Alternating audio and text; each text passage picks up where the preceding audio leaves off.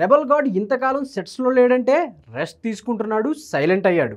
ఇప్పుడు ది రాజాసాబ్ టీజర్తో దుమ్ము దులిపాడు. Anti fans batch, కుళ్ళు బ్యాచ్ ఎంత కుళ్ళి ఏడ్చినా ది రాజాసాబ్ వేవ్ని ఎవ్వరూ అడ్డుకోలేకపోతున్నారు. మారుతి మీద నమ్మకం లేకో, లేదంటే బాహుబలి లాంటి కటౌట్తో హర్రర్ కామెడీ ఏంటని కామెంట్స్ దాడి పెరుగో, మొత్తానికి ది రాజాసాబ్కి అంత సీన్ లేదన్నారు.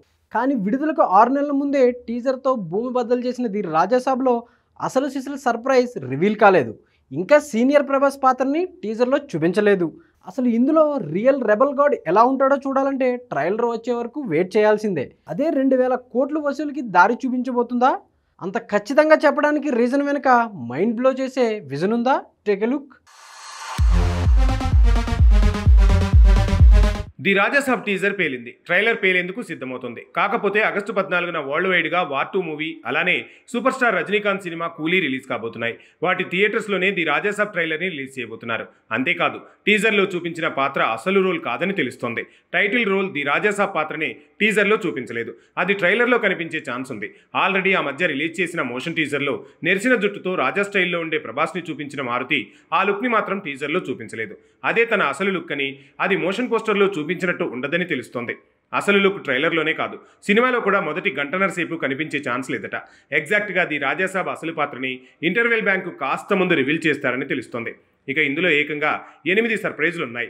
అందులో ఇంటర్వెల్లో ది రాజాసాబ్తో సహా ప్రీ క్లైమాక్స్, క్లైమాక్స్లో 20 నిమిషాల యాక్షన్ పార్ట్ మతిపోగొట్టబోతుందట. అయితే లేటెస్ట్గా ఈ సినిమా కథ ఎలా ఉండబోతుందో మాత్రం ఇప్పుడు రివీల్ అయింది.